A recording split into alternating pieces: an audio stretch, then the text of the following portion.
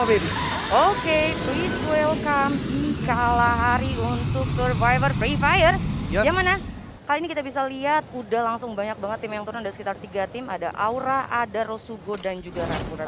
Ini dari Council Hall ke Mammoth, di mana auranya nggak turun di Stone Ridge karena dia tahu DG berpotensi turun juga di Stone Ridge. Dan yang menariknya di sini, EVOS juga harus bergeser dari Shrines karena Shrines-nya benar-benar dibayang-bayangi oleh The Prime, oh baby. Aduh, dari Bermuda Betul. terbawa-bawa ke Kalahari ya kali ini ya. Iya, tapi ini juga udah ada yang cukup panas, yaitu RSG dan juga RBR. Yang mana Mr. Home pun berhasil mendapatkan satu phone dari arah kejauhan. Dan ini bakal jadi sulit banget untuk Rosugo karena memang Rosugo Veda sendiri dari segi lootingan masih sangat minim, oh baby.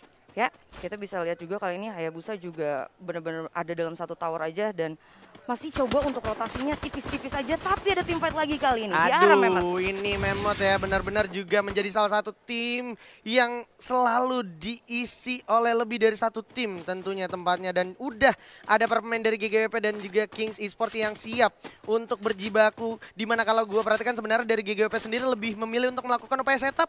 Dan ini malah jadi satu polemik tersendiri untuk Kings, karena posisinya Kings saat ini boleh gue bilang lumayan terpojok, nggak dikasih jalur keluar. Bahkan udah ada 2 orang, ada Bar dan juga Mr. Ari kalau gue nggak salah lihat. Ucok ternyata, Mr. Ari dan juga Ucok yang siap memantau dari arah tenda, di mana itu merupakan jalur pintu keluar untuk Kings Esports, oh baby. Itu dia, dan Straw Hat sendiri kali ini nggak punya resource medkit sama sekali dan nggak pakai armor sama sekali juga. Senjata juga cuma only M60.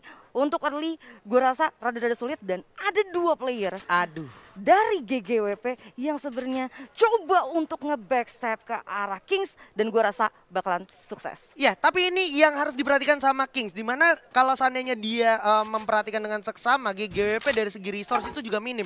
Bahkan tadi Ucok aja cuma punya 1 MP40 di tangan. Kalau seandainya itu sampai ditahu sama Kings Esports bisa melakukan upaya rush dan itu juga bisa cukup menguntungin untuk Kings. Kenapa? Karena kita tahu MP40 itu pelurunya juga boros satu. Yang kedua tadi lootingannya minim banget, nggak punya plan B gue rasa untuk Ucok itu sendiri. Jadi Ucok harus di backup secepat mungkin. Dan ternyata Bar udah langsung melakukan firing ke arah Rolls, di mana Rolls pun harus tumbang, di mana ternyata di sisi lain ada O'Connor dan juga Ombek yang udah berhasil jatuhkan, tapi Strawet terjatuh begitu ya Ucok. Ada Mora berhasil tukar aja karena Ucok langsung coba lempar ke arah kejauhan dari Frag Grenade, di mana ada Valen juga bersama O'Connor yang siap melontarkan para pemain dari First Riders. Udah menjadi new leader dan sementara itu ada Bar langsung loncat begitu ya, tembak dengan AS19 satu orang lagi dari Kings Esports, tapi masih bisa ditatakin gitu aja dan First Riders puas di posisi ke-12.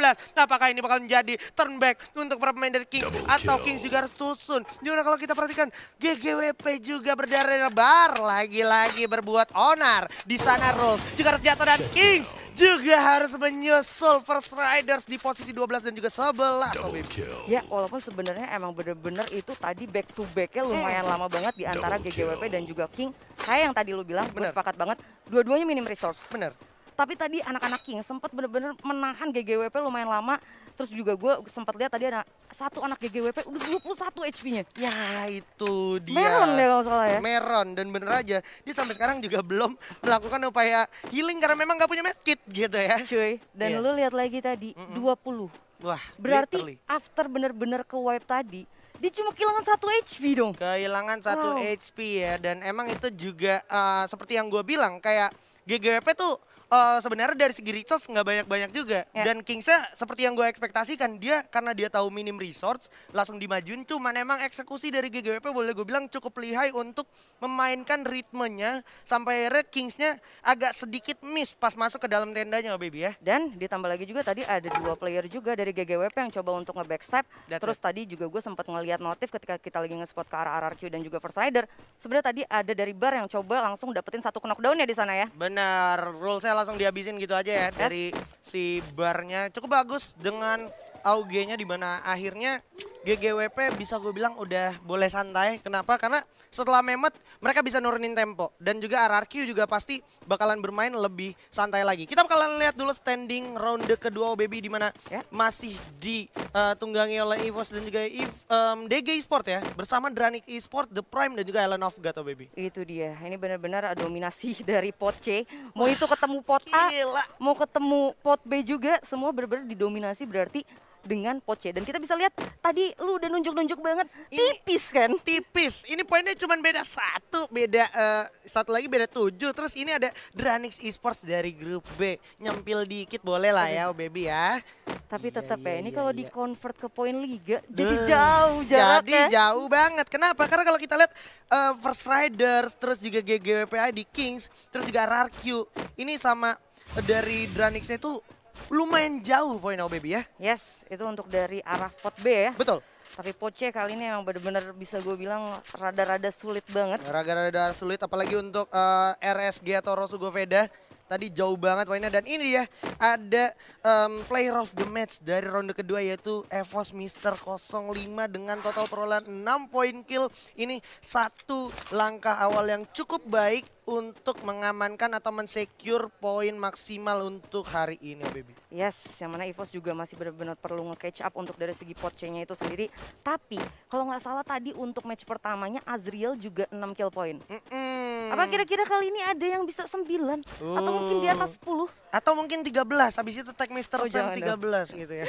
Angka keramat nih bang, minjem Jangan angkatnya ya kan. Aduh, ini tapi akhirnya Evos juga menemukan tempat yang lebih santai akhirnya. Dan inilah yang gue suka dari meta ya, perubahan meta, tim-tim terus berkembang seiring waktu dan juga tim yang udah biasa melakukan strategi tersebut mau nggak mau dipaksa atau tertuntut untuk crafting lagi, rubah jalur lagi dan itu akhirnya jadi titik serunya dimana kita nggak bisa menebak setiap game secara sama terus-menerus gitu ya. Itu dia benar-benar adaptasi sih, satu kunci yang benar-benar perlu dimiliki sama player-player yang bermain yang mana mereka harus bisa adapt sama semua meta yang ada di Free Fire pastinya dan ini udah mau ada team fight nih harusnya nih. Yo, ini dimana kalau kita perhatikan juga Red Bull Rebellion juga yang memang benar-benar memantau Aura Esports. Ini udah sadar sih dari Kelvin sama Mr. Home udah sadar nih lagi kayak gini nih lagi upaya menghilangkan jejak OBB ya. Dan yang sebenarnya gue khawatirkan adalah kalau sampai auranya itu datang ke arah RBR ini bakal jadi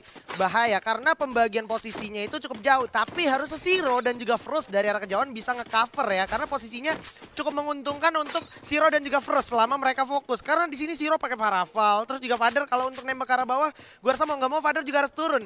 Nanti pas Father turun itu jadi momentumnya. No way out. No way out untuk Aura dari arah RBR. Itu dia karena bener-bener pastinya udah sangat sulit banget. Harus bener-bener kena spray sama dua player yang coba untuk nge-cover.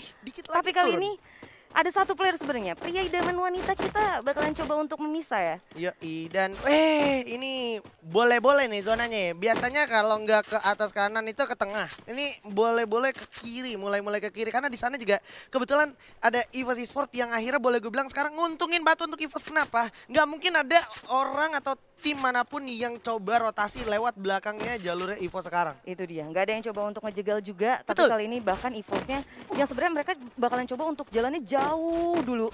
Holding nggak apa-apa ya? Holding untuk benar-benar bisa masuk lagi sampai next circle. Tahu-tahu circle-nya ada di depan mereka juga kan. Iya. Lebih deket lagi untuk arah circle-nya. Benar, jadi biarin yang lain pada perang-perang, pada panas-panasan pelurunya, kita mah tahu-tahu ada di late game aja, ya kan. Yang penting kan placement point ya, oh baby ya.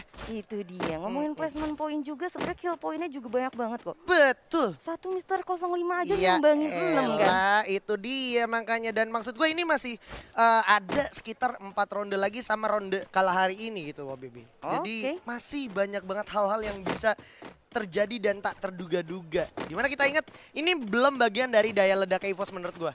Daya ledak Evos tuh kill di atas 10 biasanya, oh baby. Pasti, nggak mungkin masih coba 8 tuh biasanya nggak nahan. Tapi it's a good start pastinya buat anak-anak Evos. Yes, it's a good start. Kenapa? Karena cuman perolehannya tuh beda 1 poin doang sama DG tadi. Oke, walaupun kali ini ternyata Aura bakalan ketemu lagi sama anak-anak RBR setelah tadi mereka udah berpisah ya ketika ada tadi di bukit-bukit tebing itu ya.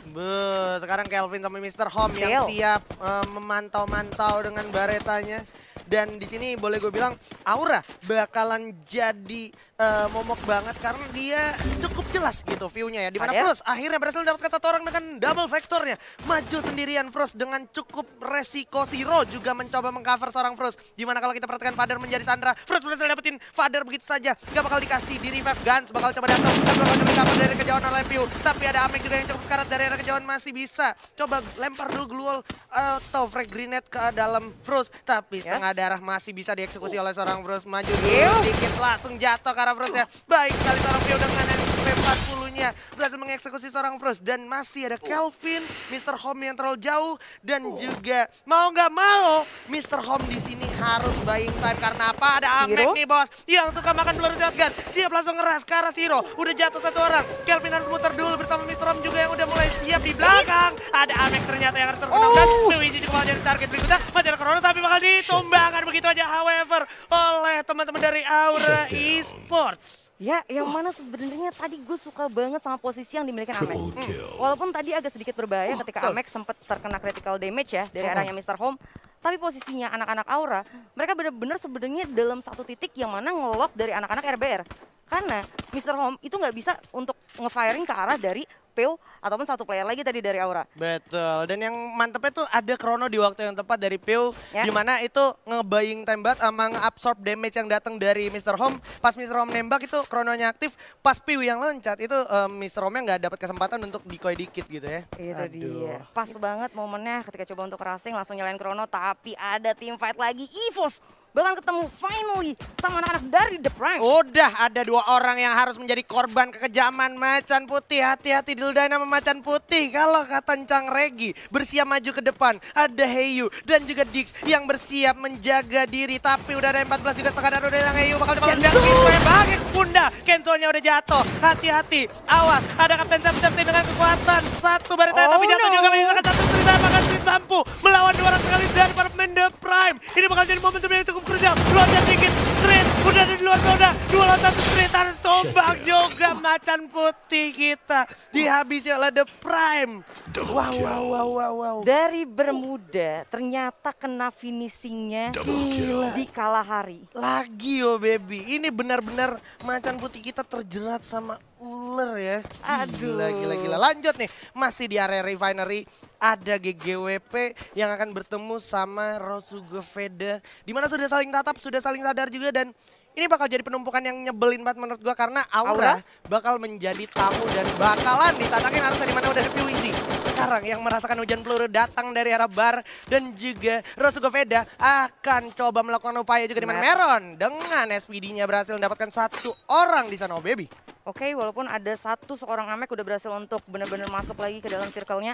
Dan ternyata disusul juga sama seorang Guns walaupun ada RRQ yang siap untuk nyambut mereka. Ini rumah panggung memang selalu menjadi panggung untuk tim-tim yang siap datang dengan launchpad dan juga siap menataki siapapun yang coba lengah dan langsung dihajar begitu saja. Terutama untuk tim-tim yang datang dari Refinery yang emang posisi yang cukup strategis, oh baby. Ditempatin sama teman-teman dari RRQ Hades. Untungnya di sini tadi ada Amek yang masih selamat ya, oh baby ya. Walaupun Amek selamat, posisinya lebih dekat ya untuk arah circle. Betul. Tapi gol cuma satu. Aduh. Medkit nggak ada. Aduh. Grenade juga kalau nggak salah tadi juga nggak ada juga. Aduh, Jadi sial. ini udah kayak depan mata udah bisa untuk dapetin lagi ke arah bener-bener late game-nya. Tapi resource-nya nggak memadai. Resource tidak memadai. Ada Ucok juga yang udah mulai terpantau oleh Valens. Dengan baretanya udah siap dipantau juga ada Meron. Bakalan coba menuruni gunung. Awas, bakal coba dipantau juga masih dari jangkauan seorang Valens. Dari arah kejauhan juga udah ada seorang Legalat dan juga O'Connor yang siap melakukan aksi selanjutnya. Ibeos masih memantau dari arah kejauhan dari permain Rosugo Veda. Tapi Bion di bawah ternyata bakal mencoba melakukan upaya perang melawan permain dari DG Abak dan juga Japra berhasil dapetin 2 orang sekali dari Bion. Harus tumbang begitu saja. Misalkan Lord dan juga Rulgood. The Prime harus tumbang ternyata oleh kekejaman permain dari Dranik. Ada depan ada Japra. Coba tembakin lagi. Lord dengan MP5-nya. Ada Abak coba loncat dengan double barrel ya. Tapi apa yang terjadi? Abak pun akhirnya melumatkan para pemain dari Ellen of God. Coba tembak lagi. Masih ada para pemain dari GGWP dan juga di samping ada Rosugo Veda yang cukup merepotkan. Mudah nggak bisa dihajar lagi. Ternyata Legalat dari kejauhan berhasil dapetin bar. Ucok juga bakal jatuh gitu aja. Hasil dengan double vector dari kejauhan. Ada RRQ yang sangat-sangat diuntungkan kali ini, oh baby. Karena dia berhasil menataki para pemain yang sedang melakukan fight tentunya, baby. Yes, yang mana benar-benar GGWP coba untuk benar-benar maju secara cepat, tapi ternyata GGWP juga harus finish di peringkat kelima tadi ditumbangkan ya malah. Aduh. Oleh Rosugo. Ini juga Azril harus ter-revive dengan cepat karena apa? Zona dan juga circle udah mulai berjalan sekarang. Sudah semakin cepat lagi. Kapten Hayabusa harus segera berpikir keras karena di samping kiri udah ada para pemain dari Dranik. Maung pun berhasil dapetin O'Connor. Perang langsung ke arah RRQ Hades. Sudah cukup kesulitan tapi Legal pun harus terkena dan oleh Playzone. Ada Maung juga langsung ditukar bersama Connor. Tembak-tembak terus ini kekuatan Maung dengan double barrel. Tanya, langsung tembak ke depan. Arul juga Valens. kerjasama yang baik. Ada Valens juga masih tersisa. Tapi di samping kanan ada para main Rosu Goveda yang harus puas posisi keempat. 3 tim tersisa. DG lagi-lagi mencoba konsisten. RRQ juga harus puas posisi ketiga. Di sana DG. Razor. Apakah di sini Razor bakal coba langsung menjam ke arah depan. Satu orang dari DG udah jatuh. Coba menjam ke arah Razor. Mencoba mencari di mana sisa player dari DG Esport. Udah dikasih free grenade dan langsung satu orang Faiz juga udah jatuh. Ada Razor yang tiap melantakan para pemain dari DG. Ini akan Borgai juga berhasil dapetin satu orang. Ditatakin habis para pemain dari DG Esport dan ini adalah buaya ternyata untuk Dranix Esport dengan total perolehan 10 poin kilo baby. Wow, Dranix. Gila. Wah, Ini 3 game 3 game. konsisten dimiliki sama anak-anak Dranix. Bener. Bermuda, mereka finish di peringkat kedua. Betul.